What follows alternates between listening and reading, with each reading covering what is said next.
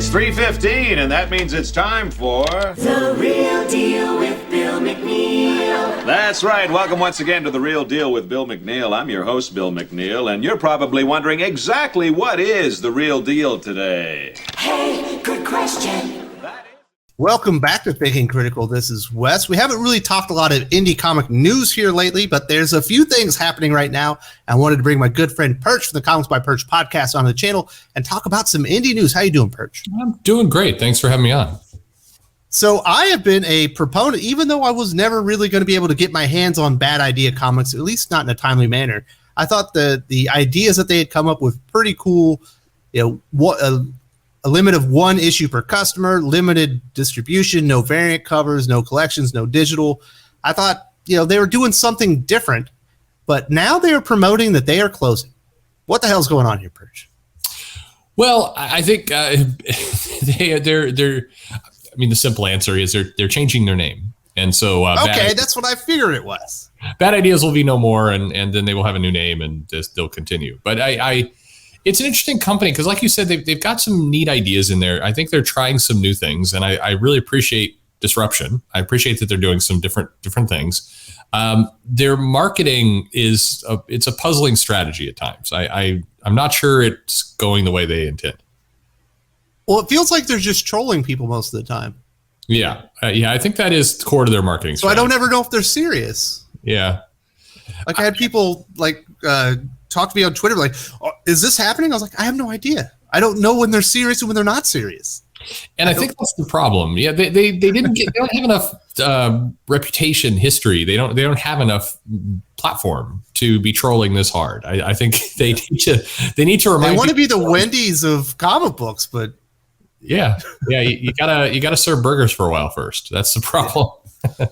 So this is what they had to say in their official announcement. Simply put, we've grown beyond anything we ever contemplated. Our hope was to start a small publisher, make comics on our terms, and hopefully find a few like-minded misfits and troublemakers to read them.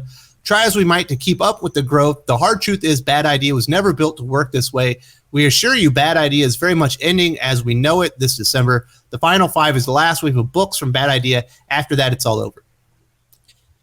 Leaving certainly the idea, I was like, well, they must be changing the brand name so they don't have to stick with all the stuff that they said was their ground rules from the beginning.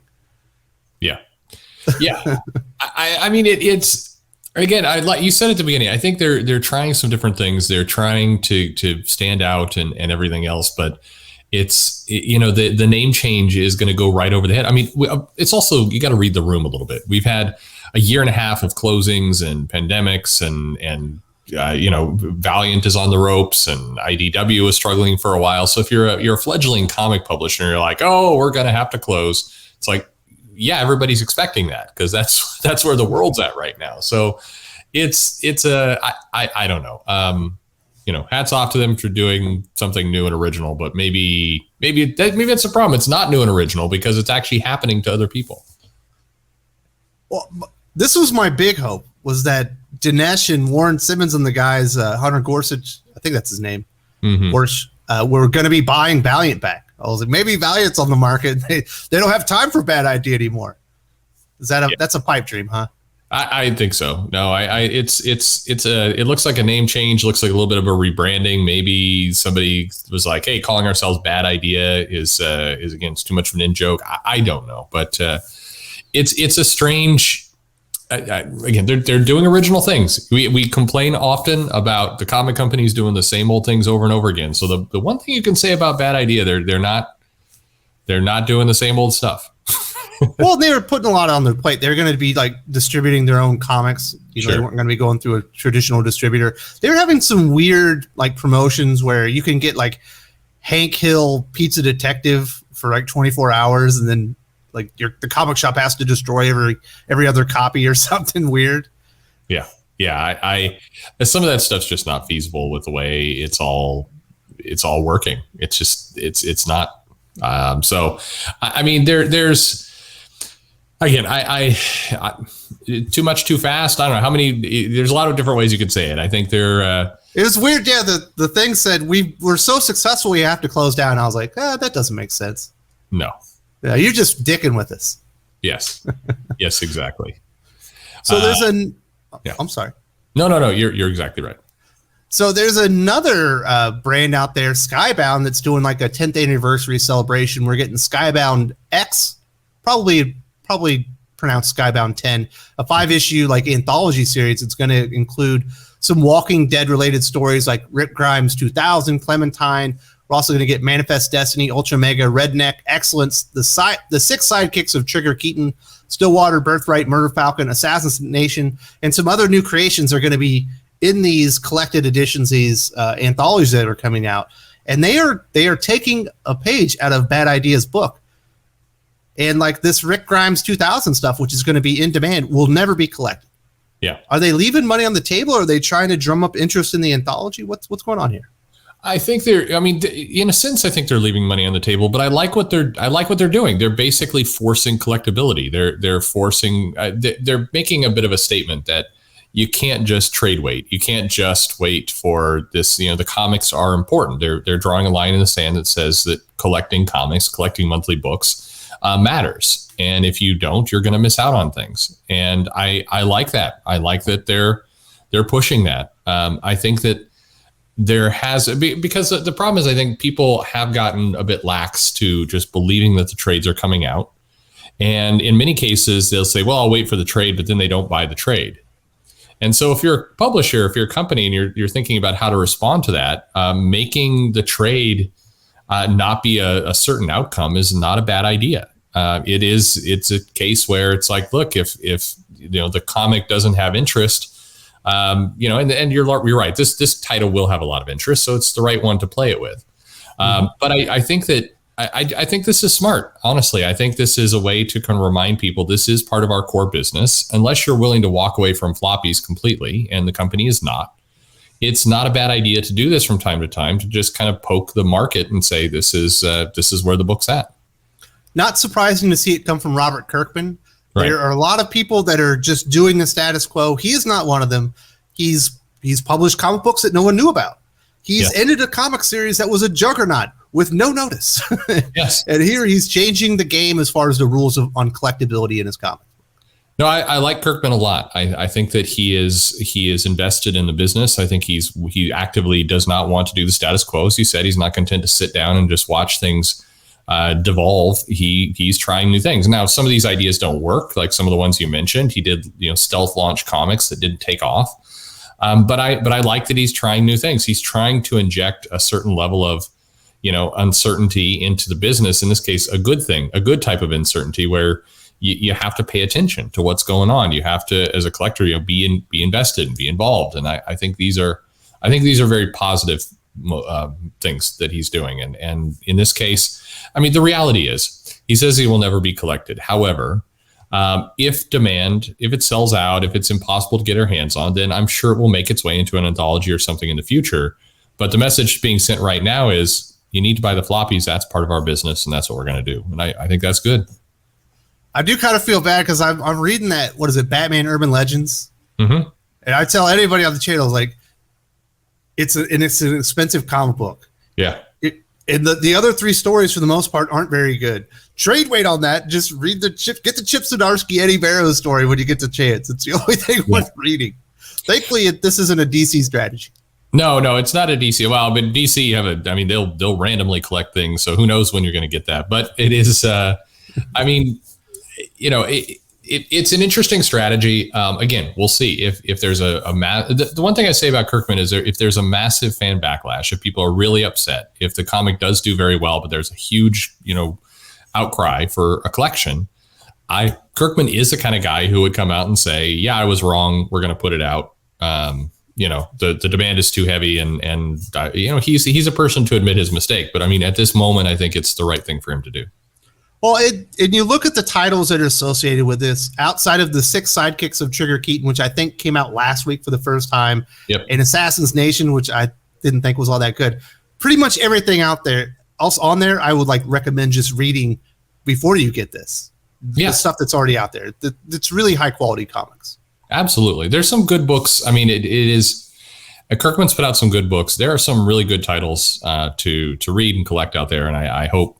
We hear every day. I mean, on our Saturday show, we hear every week People say, they're frustrated with Marvel and DC and where are they supposed to go? Here's a good batch of comics that are out there on a regular basis for you to read.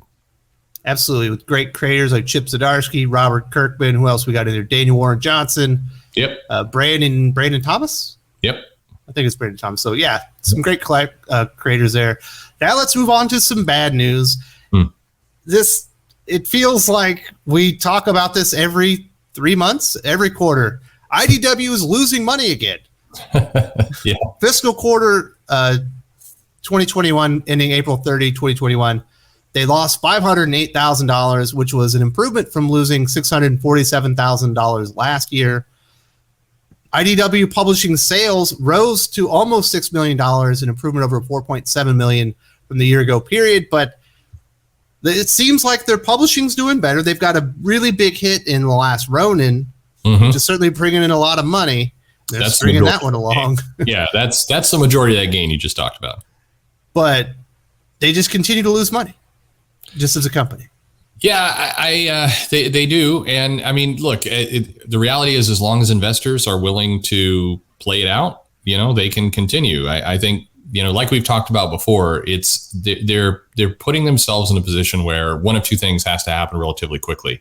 Either they do have to figure out a way to get some hits and start, the only way they're going to dig themselves out of the hole is to get some entertainment hits outside of comics that they can leverage and make some real money off of. That's the only way to make up the gap at this point.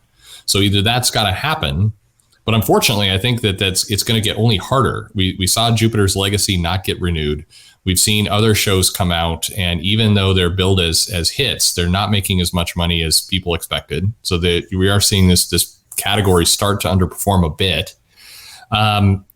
That's one route. Either they figure out a way and magically they get the entertainment hit, or alternatively, they find just new investors with big pockets of money who are willing to continue to ride it out for several months. Those are the only real two outcomes they have, because you can't burn cash like this forever. I mean, everybody knows that. So, it's interesting. We do have Lock and Key season 2 coming up relatively quickly on Netflix. We've also got the success of Kanto. I know that's being developed into like an animated feature, I believe, of a production company, associated with the Will Smith and his wife. So they've got some stuff on their portfolio to say at least we've got things, some things in some things on the fire that are burning up, and maybe there's going to be success down the road.